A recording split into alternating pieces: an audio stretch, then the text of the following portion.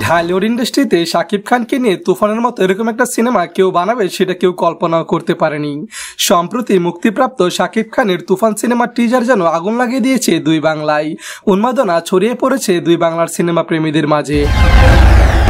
যারা রায়হান রাফিকে চেনেন তারা অনেকেই জানেন রায়হান রাফি জীবন থেকে গল্প অনুপ্রাণিত হয়ে এই সিনেমা বানান।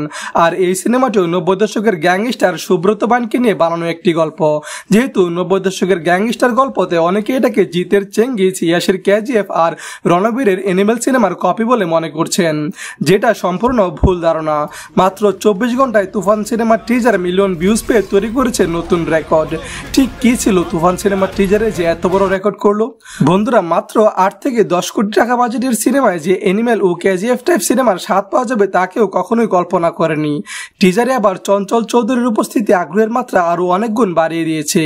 এক অঙ্গীকারনামা পড়তে পড়তে শুরু হয় টিজার, যেখানে বলতে শোনা যায় পূর্বের কথা মতে এখন থেকে পুরো দেশকে তুফানের হাতে তুলিয়া দেব। সে যা চাইবে পাইবে, যা করিতে চাইবে করিবে, তাকে কোনো কিছুতেই বাধা দেওয়া যাবে না। এবং টিজারের শেষে সবাইকে চমকে দেয় চঞ্চল চৌধুরী। তার সংলাপে শোনা যায়, তুফান খুব ভয় পাইছি রে। সবশেষে দুজনের ভয়ানক হাসিতে শেষ হয় ঐতিহাসিক এই টিজারটি। এবারই প্রথম চঞ্চল চৌধুরী এবং শাকিব খান একসাথে এক সিনেমায় অভিনয় করছেন, যা সিনেমা প্রেমী থেকে শুরু করে সকল শ্রেণীর দর্শকের কেউই কখনোই ভাবেনি। আর সেটাই করে দেখালেন পরিচালক রায়হান রাফি। এই ব্যাপারে চঞ্চল চৌধুরী বলেন, তুফান সিনেমায় আমাকে খুবই গুরুত্বপূর্ণ একটা চরিত্রে দেখা যাবে, বলতে পারেন ক্যামিও চরিত্র। তুফান সিনেমাতে শুধু চঞ্চল চৌধুরী নয়, থাকতে চলেছেন আর এক শক্তিমান অভিনেতা ফজলুল হক বাবু, এবং তিনিও এই প্রথমবারের মতোই শাকিব খানের সাথে সিনেমা করছেন। তুফানের কাস্টিং এ সবচেয়ে বড় চমক হচ্ছে কলকাতার সুপারস্টার ভিলেন যিশু সেনগুপ্ত।